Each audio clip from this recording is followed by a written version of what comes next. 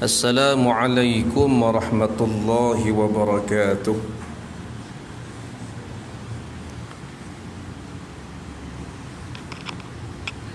Bismillahirrahmanirrahim. Alhamdulillahi rabbil alamin. Wassalatu wassalamu ala asyrafil anbiya'i wal mursalin Sayyidina Muhammadin wa ala alihi wa sahbihi ajma'in. Subhanaka la ilma lana illa ma 'allamtana innaka antal alimul hakim. Wa la hawla wa la quwwata illa billahil aliyyil azim. Yang kita hormati Tuan Pengerusi, para imam, para bilal, ahli jawatan kuasa surau Al-Fatah Ngambang Leko, Kampung Ngambang Leko, tuan-tuan guru, para alim ulama, para ustaz,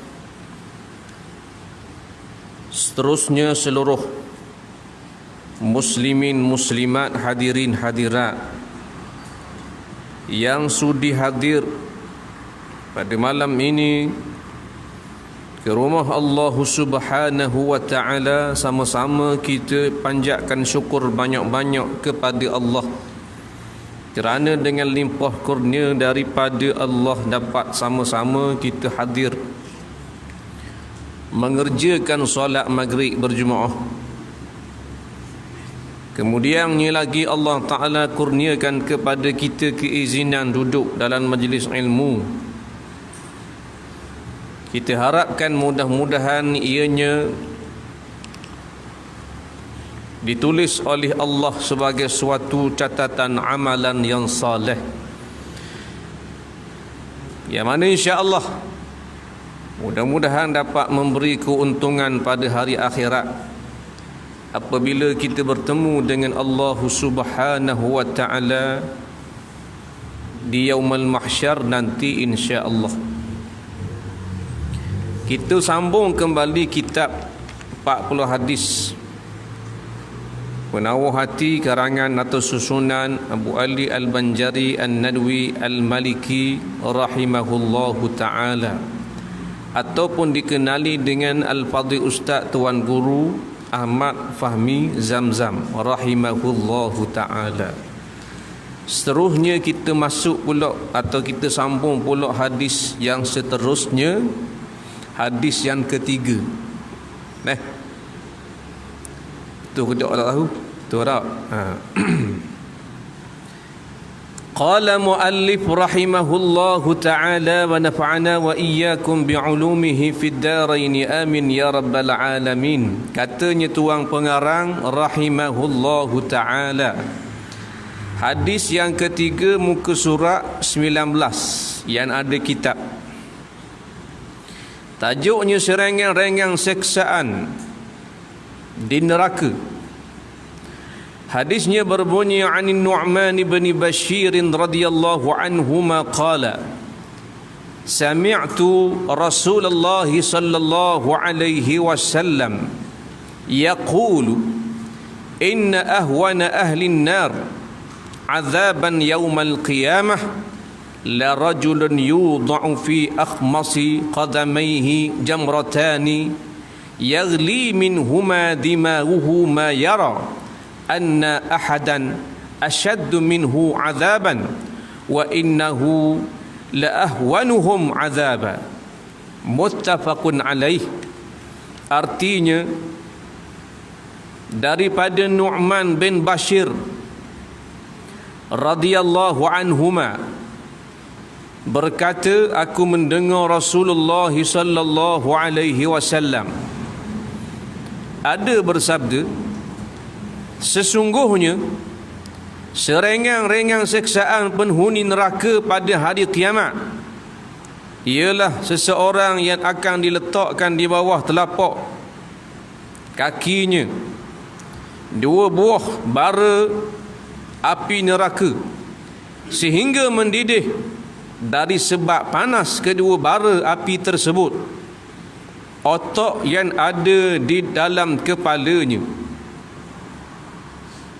Dia tidak mengira bahawa ada orang lain yang lebih dahsyat siksaan daripadanya. padahal dialah orang yang paling ringan seksaannya. Hadis riwayat daripada Imam Bukhari dan Muslim. Keterangan daripada hadis, cuba kita bayangkan betapa dahsyatnya seksaan yang paling ringan di neraka Allah, dengan bahan kedua bara api yang diletakkan di bawah tapak kaki sudah boleh mendidihkan otak yang ada di atas kepala. Maka betapa pula kalau seksaan yang lebih berat. Rasanya tidak ada seorang pun yang mampu berdiri di atas bara api yang panas, yang boleh menggelegakkan otak yang ada di kepalanya. Kalau kita tersentuh sedikit sahaja dengan api dunia ini, kita sudah menjerit kepanasan dan tidak akan mampu menahannya walaupun hanya dalam masa sehari atau seminggu sahaja.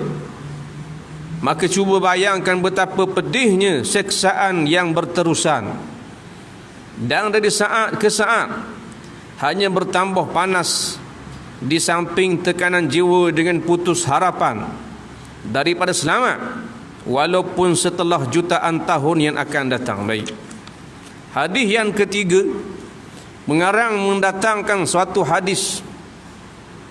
Hadis ini hadis sahih,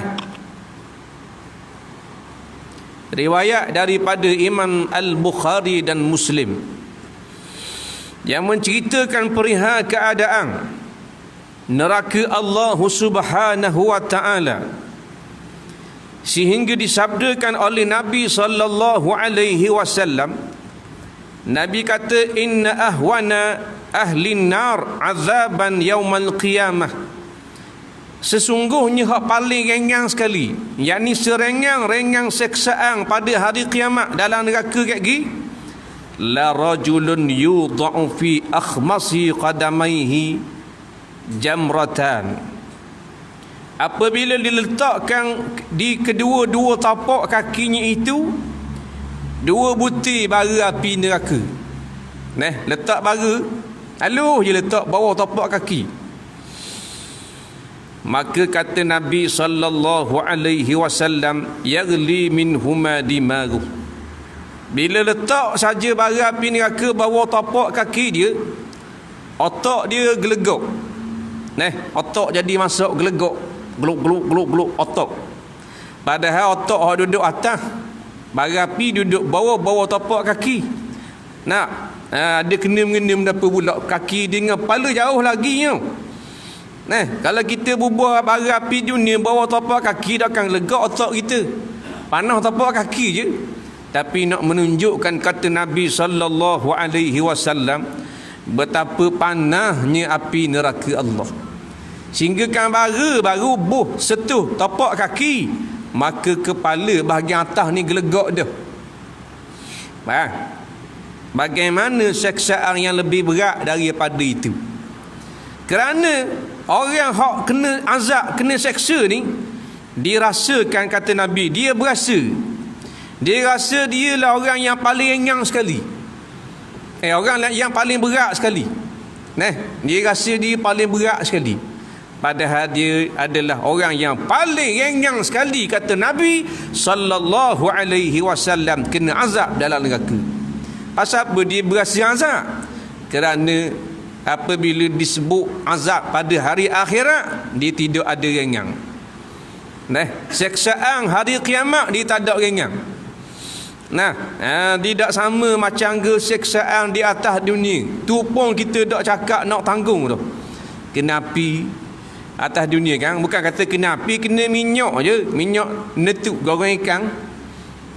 Aluh je, ada besar ujung mata lidi, bahan di tangan kita tu pun pedih tau. Ada bunyi. Mok tepik ujung dapur. Berapa bahan di minyak panas, haluh je kan ngecik api. Tu baru minyak panas yang dibakar dengan api dunia, yang hanya kepanasannya 1 juzuk daripada 69 juzuk kepanasan api neraka Allah Subhanahu wa taala. Mana kata kita bukan lawang api ya. Besi tak boleh nak lawang dengan api. Batu dipuaja direbuh.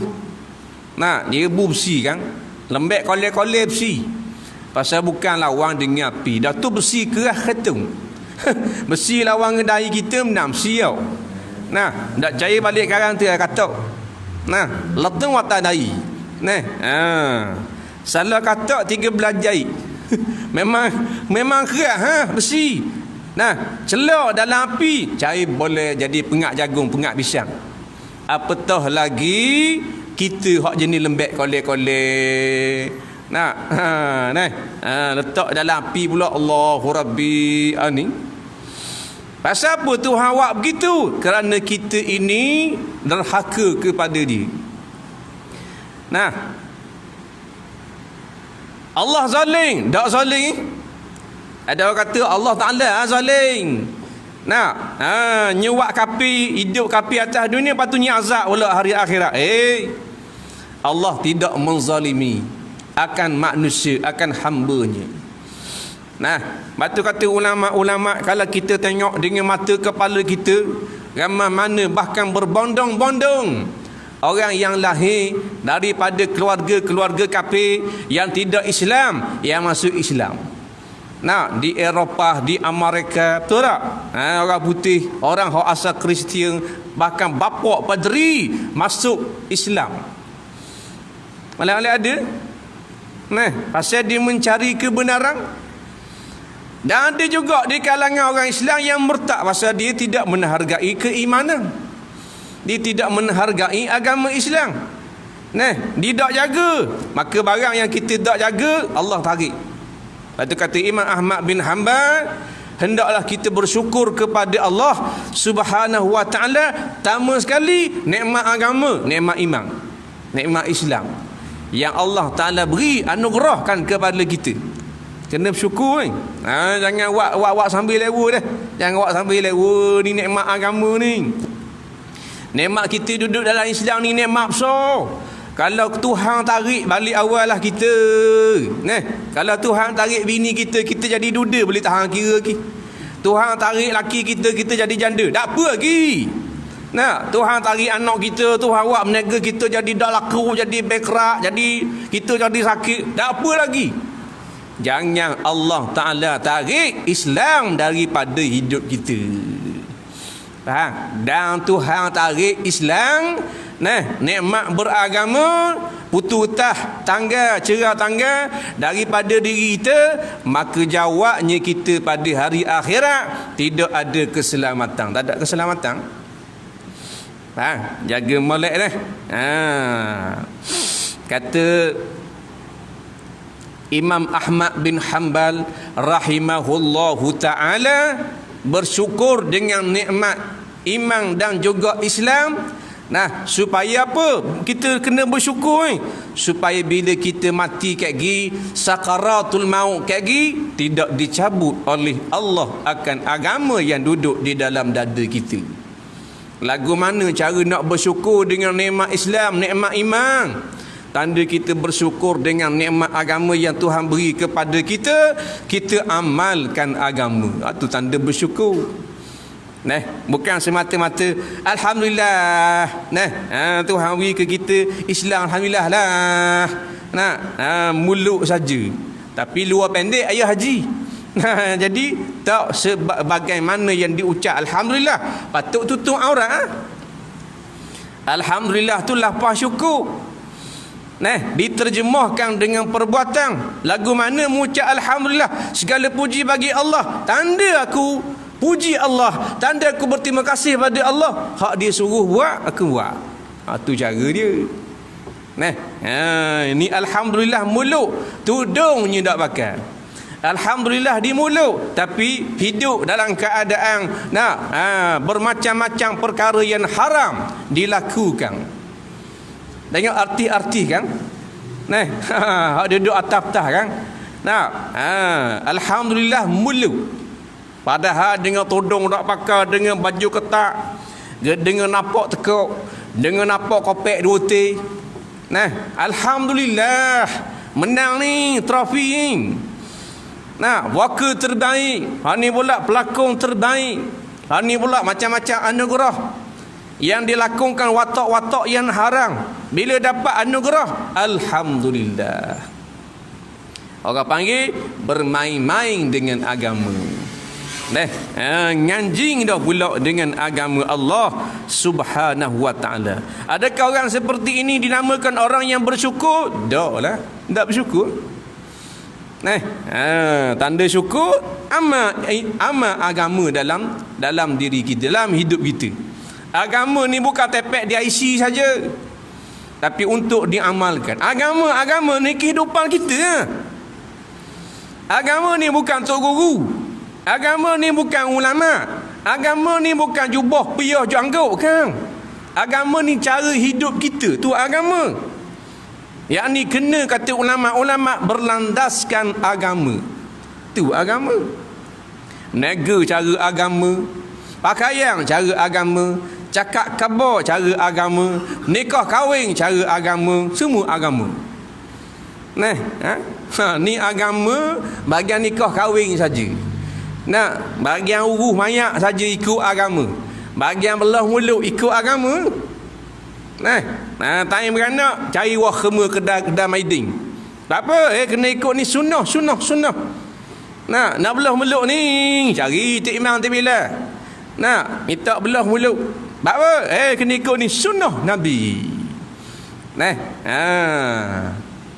Mak pada anak kembar katung. Dah ni sunnah mana pula ni? Sunnah peraung.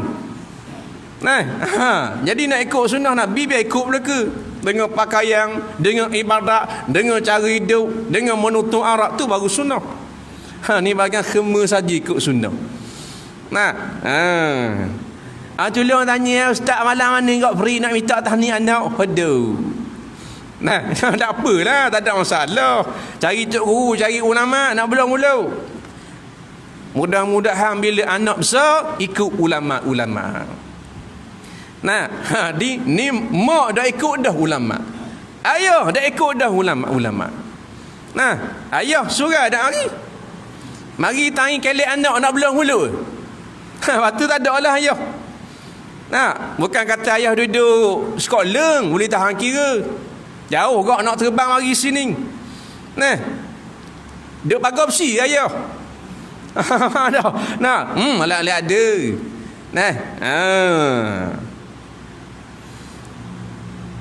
Bukan marah belah mulut. Belahlah mulut. Itu suatu sunnah. Itu sunat. Itu dianjurkan, dapat pahala. Bukan wajib, dapat pahala. Kerana ianya sunat. Tapi hak wajib pasal apa kita tak buat? Yang lebih dituntut di dalam agama. Dan yang terbaik, buat belaka hak wajib pun buat, yang sunat pun kita buat juga terbaik. Banyak dalam hidup kita ni, banyak benda kita tak bersyukur kepada Allah. Kita marah ngak ke budak-budak dah. Wi hadiah, wi pitih seria, wi belanja sikit colek. Tak terima kasih kan? Marah kan no. Apa tak terima kasih ke cik mak kau? Kamu terima kasih. Bodoh, kata dengan ayah. Marah ayah anak tak terima kasih ke haji mak belanja aiskrim. Dan ayah pasal apa tak terima kasih kepada Allah Subhanahu wa ta'ala? Terima kasih ke mana pula? Mari surah ni tanda kita ucap terima kasih kepada Allah yang memberikan kita nikmat iman, yang memberikan kita nikmat Islam, yang memberi kita nikmat hidup, yang memberi kita bermacam-macam nikmat. Mari rumah dia ni tak mari sekarang. Tak cakap nak tepik bila wah panggil. Tak mari sekarang. Time tutup surah, suruh buka surah, time buka tak mari sekarang. Bahasa beruk. Tapi bukan sini lah, kat lain. Sini bagus. Time tutup surah kan. Allah, habis si bangun dalam Facebook ni. Apa tak buka? Bila lagi nak buka?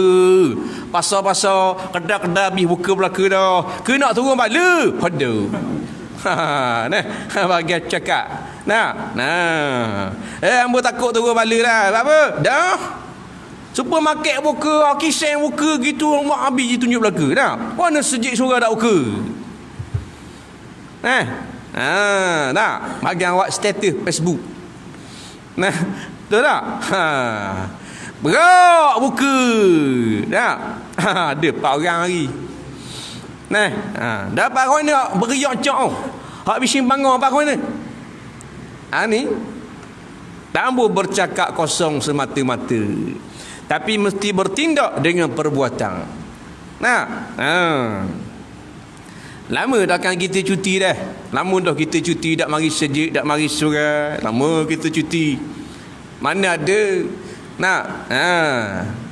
30-40 tahun tak berlaku sekali.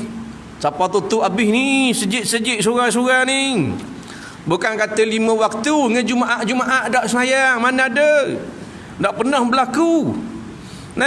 Memang jarang-jarang sangatlah berlaku. 10 tahun, 20 tahun tak berlaku sekali gitu. Tuhan nak uji kita lagu mana. Tutup surah, tutup sejik. Hak boleh pergi sejik dengan surah, Tok Imam Tok Bilal je lah. Tu pun kena malik Tok Bilal saja pergi, Tok Imam tak pergi. Tok Bilal pergi bang je lah. Habis bang pun bau. Kita pun Allah bila lah boleh pergi surah bila, boleh pergi sejik rindunya lah. Bayang duduk atas lambu, rindu ke surah, rindu ke masjid. Bila buka tak mari setarang tu. Tu Tok Bilal marah. Belabang dengan Tok Imam. Itu kata nak mari aku bang juga, tak mari setarang masa datang. Nak buat lagu mana sakit hati kau Tok Bilal. Tanya cuti ramai-ramai, dia mana cuti? Tok Bilal tak cuti. Kita duduk rumah, semayang rumah, zikir rumah, baca Quran rumah. Tok Bilal Tok Imam sejik. Jadi biarlah kita ada perubahan. Musibah Tuhan beri dah. Tiba-tiba tak berubah juga. Dah kerah benar hati kita. Kita akuilah memang hati kita kerah. Tapi janganlah siapa kerah jauh lalu sehingga siapa tak gagih. Allah Ta'ala beri ujian, beri musibah, bermacam-macam penyakit, bahkan lebih pelik penyakit ini dari penyakit-penyakit yang lain. Tak juga merubah hati-hati kita. Lepas kita bimbang, kurang-kurang biar berubah. Daripada dulu jarang mari surah dah. Lalu ni mari dah. Sebelum COVID-19 jarang mari surah. Mari juga, tapi saat ni lah jarang, seminggu nampak sekali muka. Lalu ni acak dah. Makna musibah atas kita itu berjaya. Berjaya apa? Berjaya ditarbiyah oleh Allah Subhanahu Wa Ta'ala. Kita bimbang sangat-sangat musibah yang Allah Ta'ala timpakan ke atas kita tidak mentarbiyah diri kita. Bahkan yang lebih berat daripada itu menyebabkan kita lebih jauh daripada Allah Subhanahu Wa Ta'ala. Allah beri musibah pada orang beriman, tanda dia sayang. Menyebabkan lepas dapat musibah makin dekat dia dengan Allah. Itu tanda Tuhan sayang dan tanda Tuhan redha. Tapi tiba-tiba habis saja musibah, kita makin jauh dengan Allah. Tanda kita tak dapat redha daripada Allah. Redha ni bahasa Arab, terjemah Melayu, Allah marah ke kita, Allah benci ke kita. Menyebabkan Allah beri musibah, kita dah dekat lagi dengan dia. Tu. Kena pakat-pakat mikir, tolong kabarkan anak bini, tolong kabarkan adik kakak, tolong kabarkan adik beradik. Betul tak? Pasal dalam ramai-ramai adik beradik kita bukan juru harah belaka. 9 adik beradik, 12 adik beradik. Betul tak? Bukan mari surah belaka. Mari seorang surah 9 ekor lagi tak mari. Ada lagu mana gitu. Tolong siapa? Lebih mudah ada grup WhatsApp tolong rakyat dalam grup. Tolong rakyat dalam grup begini. Kita kena menghidupkan rumah Allah Subhanahu Wa Ta'ala. Ini kekuatan kita, ini hubungan kita dengan Allah. Kita kena jaga begini. Tu cara dia. Guna salah orang tu. Ni duduk dalam grup, sembang kosong, sembang hal politik, sembang Dewan Parlimen, Awak kena nampak. Seliklah dengan agama tazkirah. Tazkirah ni bukan hanya daripada ustaz atau guru ulama. Kau pipih hak ulama khabar, hak ustaz khabar, hak guru khabar, boh dalam grup WhatsApp. Nah, lama-lama insya-Allah jadi baik adik-adik kita dah. Ni adik-adik kita, Allah Rabbi, macam malau takut-takut. Nah, ni dengan dak pakai tudung, ni dengan luar pendek, ni dengan dak semayang, ni dengan makan harang, ni dengan kawan anak beranak dalam keadaan tak ada kena maghrib, tak kena isya, tak ada kena asar, tak ada kena tangga surau. Dah lagu mana? Nah.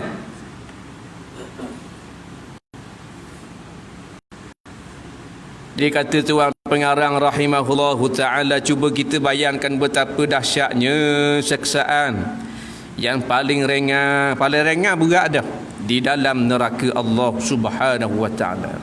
Dengan bahang kedua bara api yang diletak di bawah tapak kaki sudah boleh mendidihkan otak yang ada di atas kepala. Maka betapa pula kalau seksaan yang lebih berat. Macam mana seksaan yang lebih berat? Rasa-rasanya tak tertanggunglah. Nampak? Yang disula, yang dirodok dengan kata-kata besi. Dalam neraka tu bukan kena bakar semata-mata. Nak kena campur dalam neraka, lepas tu kena bakar guli batin. Dah. Dia ada seksaan azab demi azab demi azab. Bukan bakar bodoh gitu kan. Kena sula. Dalam neraka tu kena sula. Malaikat Zabaniyah ambil rata besi daripada neraka, rodok kat dubu, rodok kat berak tembuh kat lubang hidung. Nabi kata tembuh kat lubang hidung dan tembuh kat mulut ni. Lalu ditarik dalam keadaan yang kasar. Malaikat memang kasar. Zabaniyah, penjaga neraka, takkan lemah lembut. Takkan lembek golek-golek macam saja. Memang gagah. Kacang punya. Senjah dalam keadaan ngasau dalam neraka dan diheret. Dihayung sekuat-kuatnya Allahu Rabbi. Kalau seksaan dibuat seperti itu di atas dunia,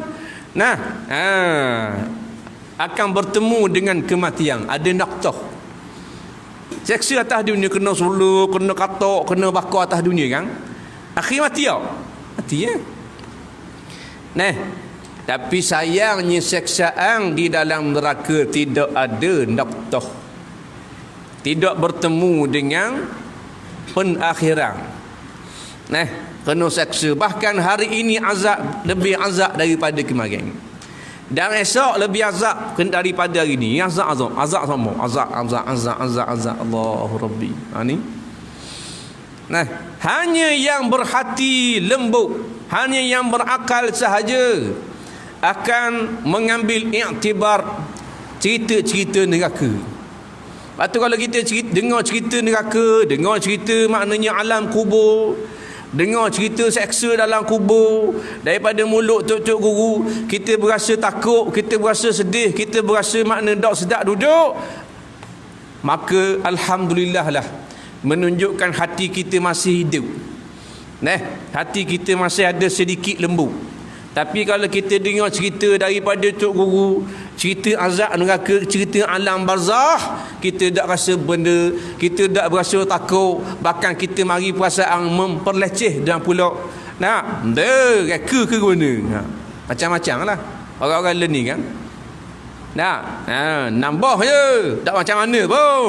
Kalau begitulah, maka menandakan hati kita itu kerah, hati kita tidak hidup. Tak hidup ni kasar sangat. Kalau lembut sikit hati mampu. Hati mampu tak rasa benda. Betul tak? Hati sakit, sakit ni tak rasa benda. Tak percaya, kita pergi ke arah sakit, kita bawa akau. Bawa akau. Seraju. Lepas tu kita potong, kita suap ke dia. Makan, ya ji, akak ni. Beli di nuah, kapal laut. Banyak jenggong beratu. Makan. Hak sakit ni makan akak. Kita kata ke mana sedap tau. Dia kata mana tahu. Akak manis letih dia kata tahu. Mana dia sakit ke tu? Kalau dia tak sakit, mesti dia kata, wah manis. Dia mana tahu? Sakit. Makan nasi, tak rasa benda, minum air, tak rasa benda, habis tawa pula ke pasal apa? Sakit. Sensor dia punah. Lidah dia tak rasa benda, sakit. Tengok demam. Demam lalu makan tau. Tak lalu makan, demam. Bau nasi ayam dah habis, bau nasi kambing dah habis, bau nasi arak dah habis. Nasi lauk kepala gajah dah habis.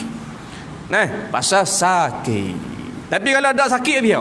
Kalau tak sakit habisnya panambon nambah. Jelak ngebuyu-buyu. Kalau tak sakit, kalau sakit dah habis semua makan, dak lalu tu. Maka begitulah kalau hati-hati yang sakit apabila diberi tazkirah tentang azab, pengkhabaran seksaan daripada neraka, daripada Quran dan hadis, tak rasa benda menunjukkan hati-hati kita sakit. Hati sakit itu. Jadi bila sakit nak buat guna? Nak berubat buat pergi hospital, buat pergi klinik lah. Bila sakit, buat jumpa dengan doktor lah. Maka doktor hati penyakit dalaman adalah ulama-ulama, tok-tok guru. Hospital dia bernama surau masjid, tempat-tempat halaman-halaman tazkirah ataupun majlis-majlis ilmu. Itulah tempat rawatan orang yang sakit dalaman, sakit hati. Tempat dia. Tapi kita pandai demam pergi klinik, gatal pergi hospital. Cari obat yang terbaik. Tapi pasal apa kita tidak benar ke akhirat? Kita tidak berubat diri kita sendiri. Patut kena berubat. Duduk congok atas tangga. Mana Cik Mak? Nampak tak ada mu, nampak mana? Aku ni guna sudah ni, guna kira ni, guna budak. Inilah tak berapa nak ke akhirat. Tak berapa nak semayang, tak berapa nak mari surga, nak berubat di mana orang cerdik pergi surga pergi sejik duduk dalam majlis ilmu insya-Allah dia berubat sikit. Dosa belaka tak ada orang daripada kecil sampai ke besar dak je buat dosa. Siapa dia? Nabi Rasul je. Kita dengan dosa-dosa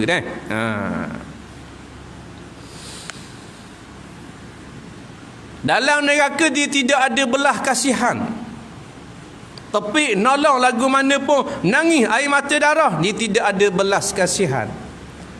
Kerana jenis malaikat Allah Ta'ala cipta penjaga neraka, dia tidak ada rasa kesiang, dia tidak ada senyum, dia tidak ada nyanyi. Malaikat Malik tak ada nyanyi. Malaikat Zamaniyah tak ada. Kong katak dalam neraka tu. Ahli neraka kata, ada tolonglah. Tak ada. Malaikat kata, sakit tau. Sakit sungguh. Allah nyanyi. Ada. Tak ada nyanyi dia tidak ada perasaan nyanyi, tidak ada perasaan kasihan, tidak ada perasaan pergi. Lemah lembut tak ada.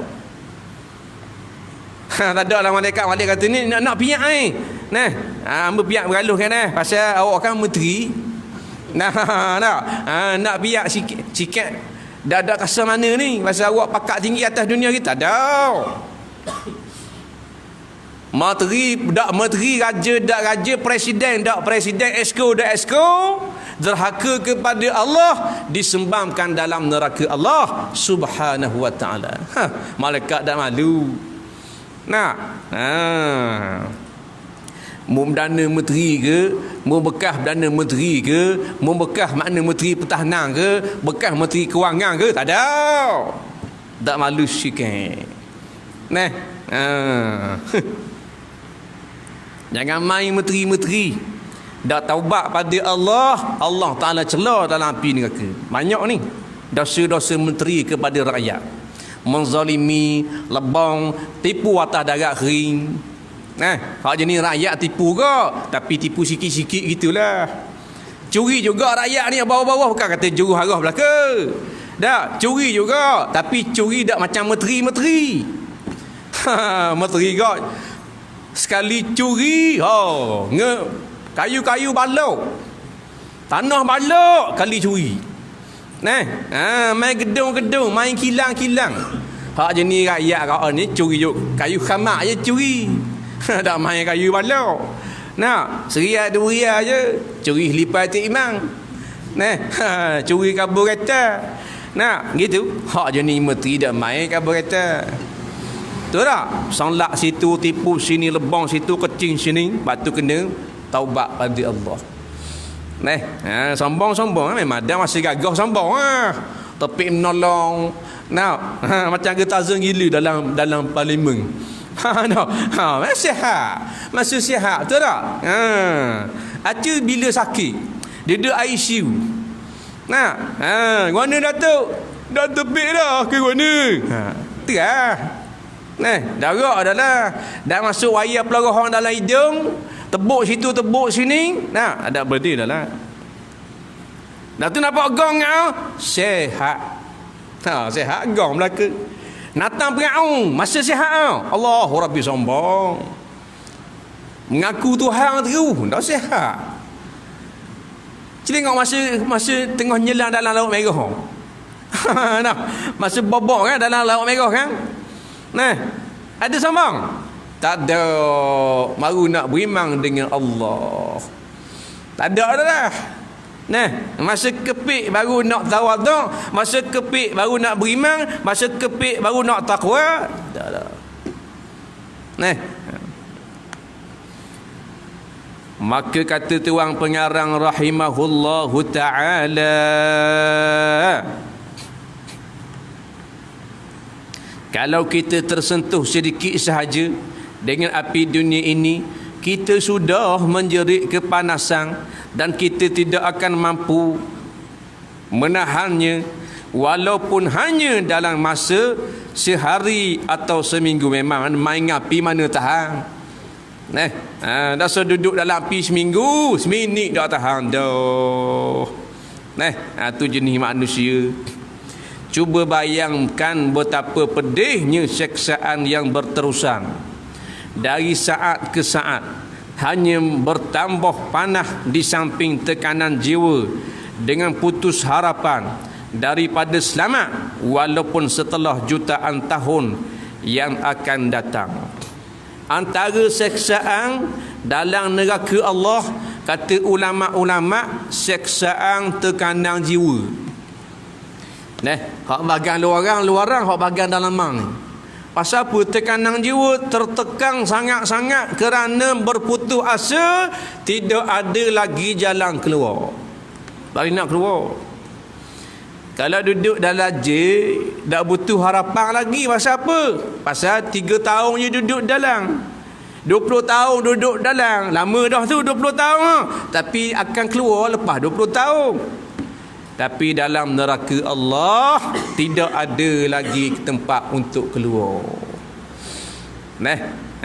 Yang keluar orang yang ada iman. Orang Islam derhaka pada Allah, duduk dalam neraka. Tapi keluar juga akhirnya. Yang kata putus asa kerana telah dikatakan bagi ahli neraka ini tak akan keluar sampai bila-bila. Siapa dia? Golongan mana yang duduk dalam neraka sampai bila-bila? Puak-puak kafir. Orang kafir. Orang beriman jahat tara mana pun, ada iman, ada akidah, walau besar zarrah. Kena bakar ribuan tahun, akhirnya akan keluar juga. Pasal apa? Mahanya iman yang duduk dalam dada. Haluh je iman dia. Duduk dalam neraka tu nampak kelip. Dalam neraka ni gelap. Ia bukan cerah macam api dunia. Api neraka ni warna hitam.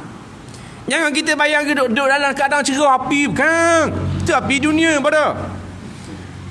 Api akhirat, api neraka gelap. Tak nampak. Maka nampak gelik. Macam dia orang panggil kunang macam dia. Tengah malam kan. Aluh je nampak kilap. Begitulah keimanan seseorang kepada Allah. Haluh saja. Mujud dak acur, mujud dak batal. Kerana dia jaga iman di masa atas dunia. Tidak membatalkan iman. Dia curi, dia merapak, dia jahat, dia berzina begitu begini, tapi tak syirik pada Allah. Tak gugur akidah dia, tak rasa akidah dia. Kalau orang tanya dia hukum Allah lagu mana, hukum Allah kena buat, tak baik, tak buat daripada Quran tu kan. Tapi dalam kocek penuh nama mereka. Tu dah sip-sip tu dah. Tapi keimanan ni tidak hancur, tidak tercerai tanggal. Kerana orang minum arak, dia beriman tak? Beriman. Datuk minum arak, dia melakukan dosa besar, kata ulama-ulama. Akidahnya tidak gugur, keimanannya tidak gugur, tapi keimanannya akan gugur. Dia akan jadi murtad sekiranya dia kata arak itu adalah halal. Tak minum dia kata, tapi dia kata arak boleh minum, asal jangan mabuk sudah. Dia kata halal, tak minum, suruh minum, tak boleh, tak baik. Tapi arak lagu mana? Arak tak apa, boleh minum. Jangan mabuk sudah. Jangan langgar orang sudah. Kalau begitu jadi murtad wal'iyyazubillah. Dia tak berzina, tapi dia kata zina itu adalah halal. Dah tak ada arah sangat, tak apa berzina dah. Dah tak ada pitih nak menikah, tak apa. Dah dasa-dasa. Kalau begitu jadi murtad wal'iyyazubillah. Kawan ni pula hak berzina pagi petang siang malam, kalau tanya berzina halal ke haram? Haram. Walau dalam kocek dia setambung kondong. Tapi kalau tanya dia berzina halal ke haram, dia kata tak, kata haram. Kalau begitu dia masih lagi beriman pada Allah. Beriman ni akidah dia dah rosak dengan berzina. Tapi akidah akan jadi rosak dengan sebab dia menghalalkan zina, menghalalkan arak, menghalalkan yang ijma' ulama mengharamkan. Ada khilaf zina? Tak ada dah. Kok ada khilaf minum arak? Kok mazhab Hambali kata makruh? Tak boleh kira.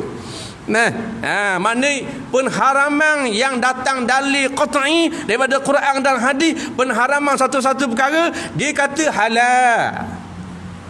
Dia kata tak apa, dia kata boleh, dia kata tak dosa. Itulah yang akan merosakkan keimanannya kepada Allah. Tapi bukan suruh berzina. Faham tak? Nak khabar beratnya orang yang melanggar atau derhaka atau melawan akan hukum Allah Subhanahu wa taala. Kemudiannya orang yang akan diseksa dengan seksaan yang paling ringan ialah bapa saudara Nabi sallallahu alaihi wasallam yang bernama Abu Talib. Kerana walaupun beliau mati dalam kafir, namun segala jasanya dalam mengasuh Rasulullah sallallahu alaihi wasallam sewaktu baginda masih kecil, dan dengan pembelaannya terhadap baginda setelah diangkat menjadi rasul, semua ini menyebabkan Abu Talib mendapat sedikit keringanan bila dibanding dengan orang-orang kafir yang lain. Orang yang paling ringan sekali diazab oleh Allah pada hari akhirat, katanya tuan pengarang, bapa saudara Nabi. Siapa dia? Abu Talib. Bukan Abu Lahab. Abu Lahab celup tepung dalam tu. Abu Talib. Bapa Abu Talib ni ringan sangat seksaan akhirat kat gi. Padahal dia kafir kerana dia jasanya mengasuh Rasulullah sallallahu alaihi wasallam. Pembelaannya kepada Nabi, orang nak buat khianat pada Nabi zaman dia hidup hari tu tak berani. Pasal apa? Pasal dia ada, dia bela, dia backup. Tapi tak beriman. Pasal apa? Malu mati kan nak beranak, tak beriman. Tapi orang nak buat khianat pada anak dara dia Nabi Muhammad SAW, dia lawan. Jangan kaca anak dara aku. Jadi orang tak berani. Pasal Abu Talib ni orang hebat juga, orang besar juga. Oleh kerana jasanya, sayangnya, cintanya kepada anak saudaranya yakni Nabi Muhammad SAW, Allah balah akhirat lagi siksaan paling ringan. Ingat? Dan kita Abu Talib tak masuk Islam, tak Islam, tapi kasih pada Nabi, ada keringanan hari akhirat. Apatah lagi kita hak Islam dah, kemudian kasih ke Nabi, sayang ke Nabi. Allahu Rabbi, takkan Tuhan nak celah dalam neraka. Lepas tu ambil peluang Islam dah. Ada tiket dah nak masuk syurga. Nak jadi orang yang kasih pada Nabi. Hidupkan sunnah Nabi sallallahu alaihi wasallam. Gitu. Tu cara dia untuk dapat keselamatan tak ada cara lain. Kasih kepada Nabi sallallahu alaihi wasallam. Nak harapkan ibadat lain balik awal dah kita. Nak tahajud dah orang cetang, nak sedekah kedekut nak mampu. Benda lagi. Nak berjuang takut. Kasih ke Nabi, selawat kepada Nabi, hidupkan sunnah Nabi sallallahu alaihi wasallam, ingat ke dia sama, mengagung-agungkan dia, senantiasa memujinya. Tak ada apa-apa. Wallahu subhanahu wa ta'ala a'lam. Kita berhenti ada. SOP kan. Tak boleh lama-lama. InsyaAllah kita akan sambung pula pada hadis yang keempat pada kuliah yang akan datang insyaAllah. Bismillahirrahmanirrahim. Allahumma zayyina bizinatil Quran wa akrimna bikaramatil Quran wa syarmi syarafatil Quran wa albisna bikhinatil Quran wa adkhilnal jannata bisyafa'atil Quran wa afina min kulli bala wa azabil akhirah bi hurmatil Quran. Rabbana atina fid dunya hasanah wa fil akhirati hasanah wa qina azaban nar. Wa sallallahu ala sayyidina Muhammadin wa ala alihi wa ashabihi ajma'in walhamdulillahi rabbil alamin.